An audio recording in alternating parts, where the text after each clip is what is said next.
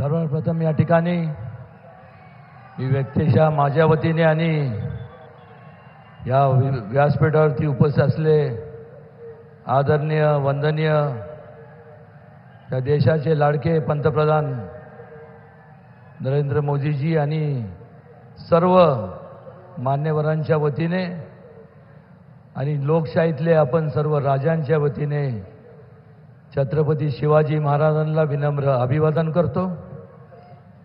आणि आज या ठिकाणी या विराट सभेला संबोधित करण्याकरता एक चांगली दिशा देण्याकरता आवर्जून या ठिकाणी आपल्या सगळ्यांचे या देशाचा भविष्यकाळ म्हणजेच आदरणीय मोदीजी या ठिकाणी आले। त्यांचं मनापासून ह्या सातारा जिल्ह्यात या क्रांतिकारी जिल्ह्यात त्यांचं मनापासून आपल्या सर्वांच्या वतीने मी मनपूर्वक स्वागत करतो। आज या व्यासपीठावरती उपस्थित असलेले केंद्रीय मंत्री रामदासजी आठवले, प्रदेशाध्यक्ष बावनकुळेजी आणि सर्व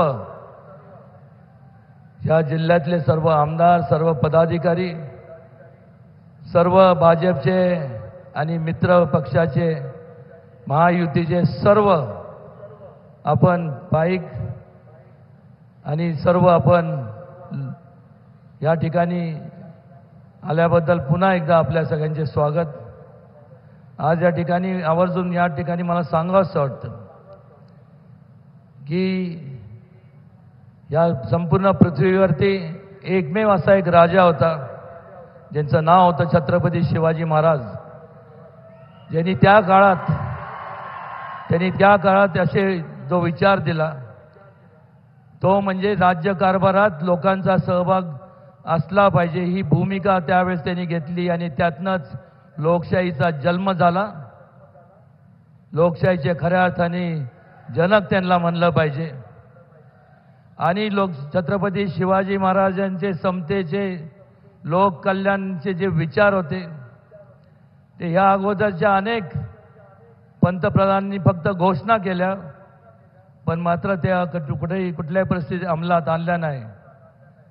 गेल्या 10 वर्षाचा जर कार्यकाळ जर पाहिला तर संपूर्ण छत्रपती शिवाजी महाराजांना अभिप्रेत असणारे जे काय विचार आहेत किंवा त्यांना अभिप्रेत असणारे जे काय संपूर्ण संकल्प आहे ते जर कोणी अस्तित्वात आणि वस्तुस्थितीत जर उतरवले असतील, मायक्रो प्लॅनिंग करून जे उतरवले असतील तर आदरणीय वंदनीय मोदीजींनी केले हे आवर्जून या ठिकाणी विनम्रपणे सांगावंसं वाटतं।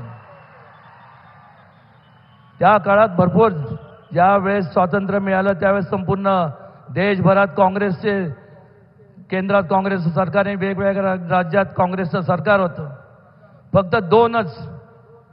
फक्त दोन खासदार हे भारतीय जनता पक्षाचे होते, अटल बिहारी वाजपेयीजी आणि लालकृष्ण अडवाणीजी।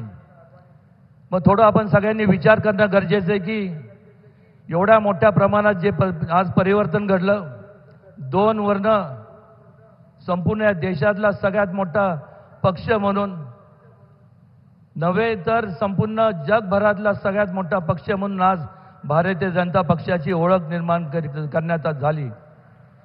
आणि हे एवढं परिवर्तन का घडलं तर त्या काळात फक्त पोकळ घोषणा झाल्या, गरिबी हटाओ देश बचाओ, जय जवान जय किसान। पण बारकाईने आपण जर विचार केले की या भूलथापांना त्यावेळेस फक्त त्याच्या दिल्या गेल्या त्या फक्त निवडणुकीच्या काळात मतपेटीद्वारे तुमचं मत मिळवण्याकरता दिल्या गेल्या। मतदान झाल्यानंतर ज्यावेळेस सत्तेत आल्यानंतर त्याच्याकडे पाठ फिरवली या आपल्याला इतिहास सांगतो। पण ज्या घोषणा त्यांनी दिल्या त्याच्यावर अंमलबजावणी कोणी केली असेल तर आदरणीय नरेंद्र मोदीजींच्या कुशल मार्गदर्शनाखाली त्यांच्या संपूर्ण सहकार्याने केली। गरिबांच्या बाबतीत जरी मोठ्या प्रमाणावर जर पाऊल उचललं असेल तर नरेंद्रजी मोदींनी उचललं। जवानांच्या बाबतीत ज्यांच्यामुळे आज आपण संपूर्ण सुरक्षित आहोत त्यांच्याबद्दल ज्या वेगवेगळ्या ज्या काही योजना राबवण्यात आल्या ते आदरणीय मोदीजींच्या कुशल नेतृत्वाखाली झाल्या। त्याचबरोबर किसान म्हणजे शेतकरी, या देशातला शेतकरी म्हणजे या संपूर्ण या देशाचा कणा आहे आणि अशा परिस्थितीत त्याला त्यांचं ते सक्षम कसे होतील या दिशेने मोठ्या प्रमाणात योजना देखील आज ठिकठिकाणी वेगवेगळ्या देशभरात वेगवेगळ्या राज्यामध्ये आपल्याला पाहायला मिळतात। आणि त्यामुळं आज जर दोन्हीची तुलना करायची झाली तर एका बाजूला मोदीजींच्या नेतृत्वाखाली एक नियोजनबद्ध कार्यक्रम त्यांनी जो आखला गेलाय त्याच्यावर अंमलबजावणी होती, त्याच्यावर विचारविनिमय करून एक प्रगतीच्या दिशेने वाटचाल आपण करत आहोत, हा देश वाटचाल करत आहोत। आणि केवळ या संपूर्ण जगभरात जर देशाचं नावलौकिक जर एवढं कधी नव्हतं जेवढं आता आज आहे ते केवळ आणि केवळ आदरणीय मोदीजींच्यामुळं झालं आहे, कदापि आपण सगळ्यांनी कोणी विसरता कामा नाही। हे झालं महायुती, भारतीय जनता पक्ष आणि महायुती मित्र पक्षांचं। आणि दुसऱ्या बाजूला काँग्रेस आणि महाविकास आघाडीमध्ये आपल्याला काय पाहायला मिळतं, अजून सुद्धा त्यांच्यात वादविवाद होतात। कशावरनं तर अजून कोण पंतप्रधानांचा उमेदवार कोण असावा हे ते म्हणजे काल्पनिक विचार आहे, पण त्याच्यावरती सुद्धा एकमत होत नाही। आणि मग महाविकास आघाडी चुकून मला वाटते स्पेलिंग मिस्टेक झाली असावी, खरं तर महाभकास आघाडी असं म्हणलं तर चुकीचं ठरणार नाही। कारण ज्या ठिकाणी अस्थिरता असते त्या ठिकाणी त्या ठिकाणी नियोजनाचा अभाव असतो, आणि ज्या ठिकाणी नियोजनाचा अभाव असतो त्या ठिकाणी कुठल्याही प्रगतीच्या मार्गाने वाटचाल न करता अधोगतीच्या मार्गाने वाटचाल हे लोक आपल्याला करताना पाहायला मिळतात। आणि त्यामुळं एक चांगलं स्टेबल गव्हर्नमेंट आज बऱ्याच वर्षापासून नंतर आपल्याला मिळालंय। आणि कोणी काय म्हणजे भविष्य सांगण्याचा काय विषयच नाही, मोदीजी पुन्हा सत्तेत येणार आणि मोदीजींच्या नेतृत्वाच्या खाली ह्याच्यापेक्षा जास्त आणि उच्चांक अशी भारताची आपल्या देशाची प्रगती होणार। हे करत असताना या संपूर्ण मतदारसंघाच्या बाबतीत बोलायचं झालं तर आजभर आपण संपूर्ण सगळ्यांनी भरभरून काँग्रेस पक्षाला मतदान केलं।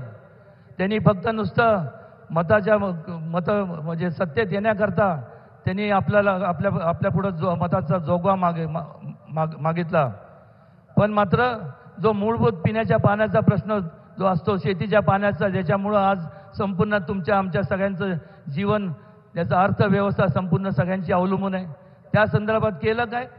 काहीही केलं नाही। किंबहुना त्या काळात नुसतं असं म्हणायचं म्हणजे एवढा अहंकार माजला होता, कारण की पर्याय नव्हता। त्यांना कळालं की एक तर ह्यांचं काम जरी केलं नाही तर कुठं जाणार, ते आपल्या मागं येणार, नाही तर गप घरी बसणार। ही एवढा मोठा अहंकार ज्या लोकांनी तुम्हाला मतदान केलं, पण मात्र ह्या संपूर्ण लोकांचं जर मार्ग पिण्याच्या प्रश्नाचा जर काढला असेल आणि शेतीच्या प्रश्नाचा, तर भारतीय जनता पक्षाने त्यावेळेस कृष्णा खोऱ्यासारखा महत्वाकांक्षी प्रकल्प हाती घेतला। मला अजून आठवतं 1996 साली ज्यावेळेस आदरणीय कैलासवासी मुंडे साहेब त्यावेळेस उपमुख्यमंत्री या राज्याचे होते, मी त्यावेळेस त्यांना जाऊन त्यांची भेट घेतली आणि सांगितलं की असं ही वस्तुस्थिती आहे। तर त्यांनी मला असं एक क्षणभर विचार न करता त्यांनी सांगितलं, तुम्ही म्हणताय ते रास्त आहे की त्या लोकांना तिथं पाणी मिळालं पाहिजे, या संपूर्ण भागाला दुष्काळी भागाला पाणी मिळालं पाहिजे। हेच जर काँग्रेसचं सरकार त्यांनी विचार का केलं नाही? हे जर ते गेलं असतं तर किंबहुना मुंडे साहेब म्हणू शकले असते की आपलं त्या संपूर्ण भागात एकही आमदार नाही, खासदार नाही, मग कशाला निधी द्यायचा? हे भारतीय जनता पक्षाचे विचार नाही। भारतीय पक्षाचे जे विचार आहेत ते विकासाचे विचार, लोक कल्याणाचे विचार, आणि त्यामुळं आज या पक्षाची एवढी वाहवा संपूर्ण जगभरात होतीये।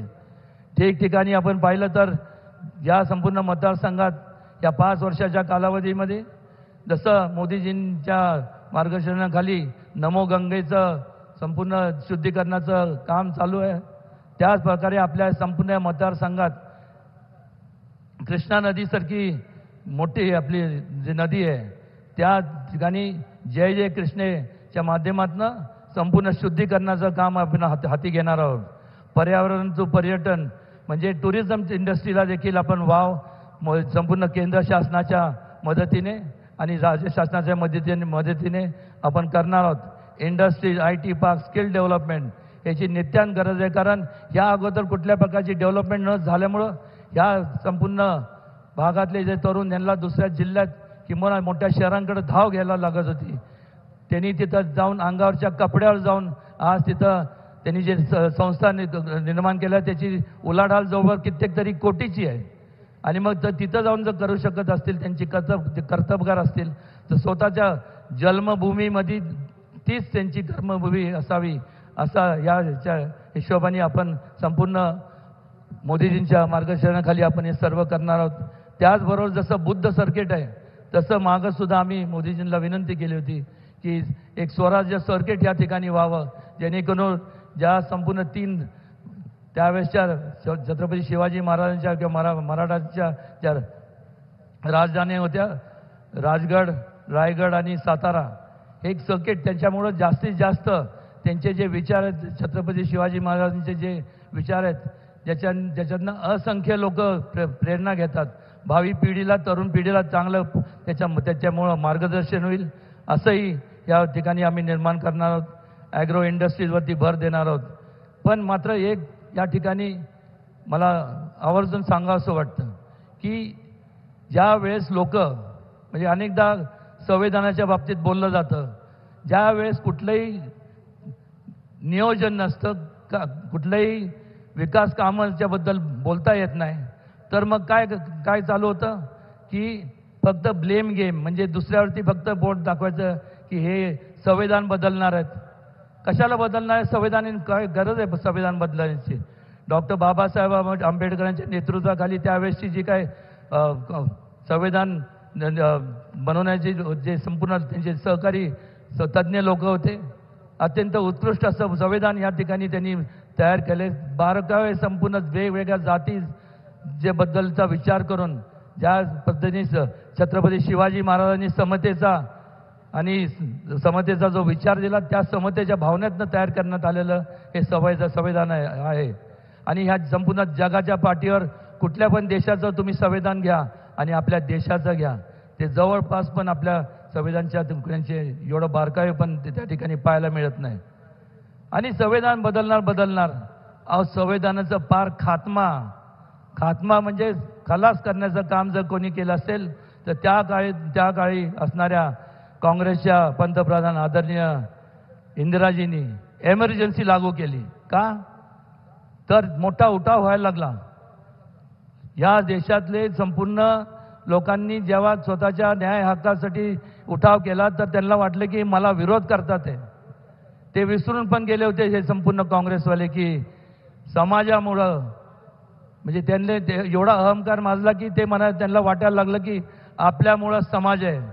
पण भारतीय जनता पक्षातले प्रत्येक कार्यकर्ता आणि प्रत्येक नेते आदरणीय मोदीजी आणि त्यांच्या मार्गदर्शनाखाली काम करणारे सर्व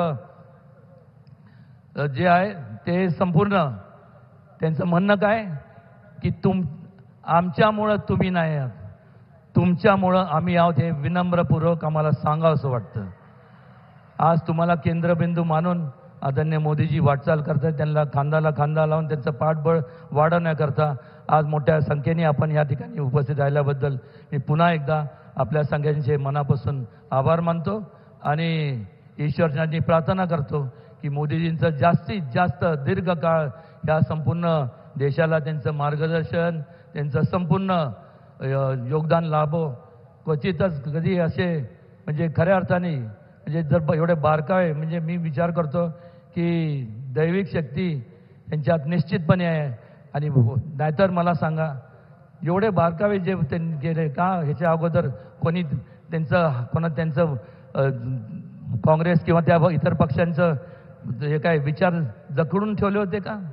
त्यांचा हात धरून ठेवला होता की त्यांनी सही करू नये म्हणजे चांगल्या प्रकारे लोकांच्या हिताच्या कामं करता? पण हे करू शकले नाही. आणि कारण हे मोदीजींच्या हस्तेच होणार होतं, हे आवर्जून या ठिकाणी सांगावंसं वाटतं. आणि जास्त आपला वेळ न घेता आपल्या सर्वांना मोदीजींचे विचार ऐकायचे, त्यामुळं मी आपल्या सगळ्यांची रजा घेतो. जय हिंद, जय महाराष्ट्र, जय शिवराय. देश विदेशातील प्रत्येक घडामोडींचे लाईव्ह अपडेट मिळवण्यासाठी आता साम टीव्हीच्या सर्व सोशल मीडिया प्लॅटफॉर्मला लाईक, फॉलो आणि सबस्क्राईब करा.